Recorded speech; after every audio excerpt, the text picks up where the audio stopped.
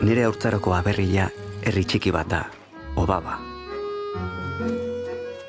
Bueno, Fernando, hoy es un día especial, ¿verdad? Supongo. Oh, claro que es un día especialísimo, es la presentación en casa y además, bueno, dentro del contexto de la Soca, que bueno, que era un sitio donde nos hacía ilusión sumarnos a esa corriente de creación extraordinaria que significa que se visibiliza también en la Soca, ¿no? Aurrena, Joseba, nire laguna.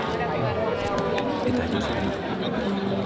Aldiz, bueno, ja Huelbako zinema iberoamerikarrean estrenatu zen festivalean eskaini zen, baina karo, hau pelikula hau batez ere hemengo publikorentzat pentsata dago, ez? Eta gaur da lehenengo aldia, publiko orokorraren aurrean, bakan batzuk, sartzen direnak, emateko aukera dago eta guretzako oso importantea da, ze arnasa sentitzen dugun bukaeran, ez? He estado con un par de ellos, estaban un poco nerviosos y me han dicho que no lo habían visto. Yo digo, ¿cómo que no lo habéis visto? No sé, se ve para que haya el efecto nervios hasta el final y tal.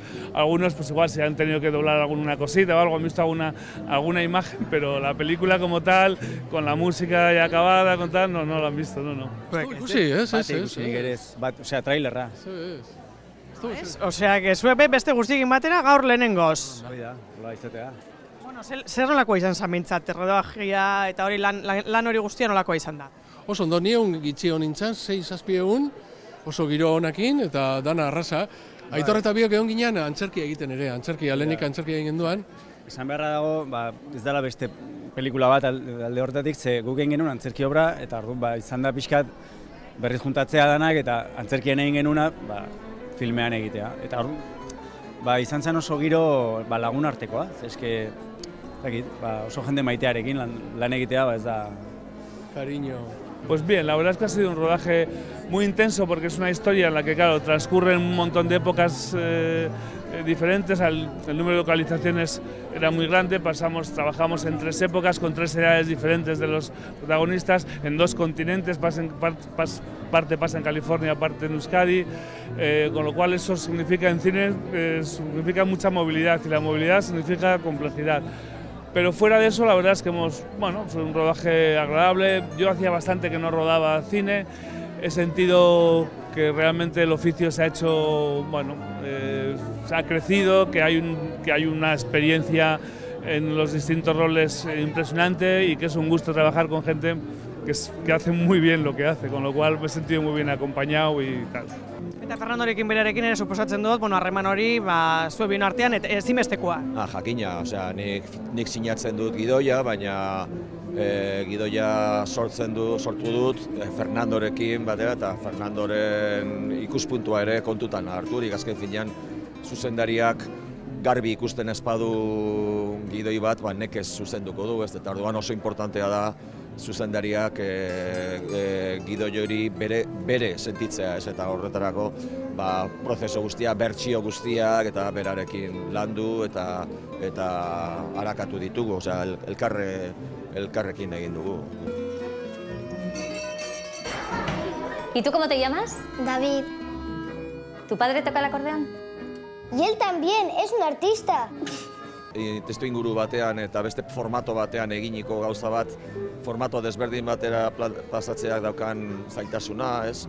Novela oso luzea da, oso paroa historioetan eta historia asko kontatzen dira, eta pelikulan ari bakar bat eta historio bakar bat egon behar du, muina egon behar du, ez? Eta orduan, azken finean lan handiena da muin horren bila joatea. Bueno, tenemos un recorrido ya de cosas anteriores y la verdad que sí, que el trabajo cada vez está siendo más fácil y más, creo que nos hemos acompañado muy bien en la adaptación, ¿no? Yo creo que Bernardo ya con las versiones de guión iba mandando sugerencias, siempre desde el respeto y siempre con el leitmotiv por delante de, oye, hacer lo que queráis, lo que yo digo es solo recomendaciones. Y bueno, la verdad es que nos hemos ido entendiendo, él ha ido viendo también las versiones de montaje y bueno, es la sensación un poco de que de que la novela es su novela, pero que la película la hemos compartido, junto con el trabajo de todo el mundo, porque al final, la película... El director de fotografía me dijo un día, las películas al final las hacen los actores y yo creo que es donde está la gran fortaleza de este trabajo. Hola bukazitekek historioa. Amaiera zoriontsuaz. Zerrelako izan da lanketa hori? Bueno, antzerkitik ere bagenukan ja eskarmentu pixka bat, eta, bueno, beti da, nik beti esaten dut, osea, novela bat egokitzea utxetik gidoi bat egitea, baina zailagoa da neurri askotan, ez?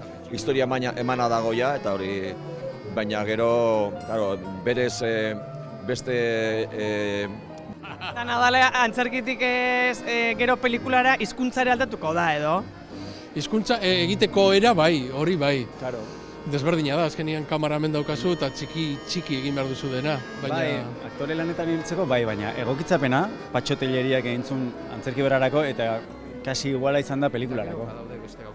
Beraz, gidoia ikasi jasen neukaten, hau. Ixa bai. Nere kasuan adibidez nik egiten nun David gaztearen papera, claro, hain pasadia urte batzuk eta orain egiten dut David zarraren papera. Beste gainetik zautzen hon, ja. Baina seinale hona da, ez? Persona berdina aukeratu izana. Bai, hori oso ondo dago.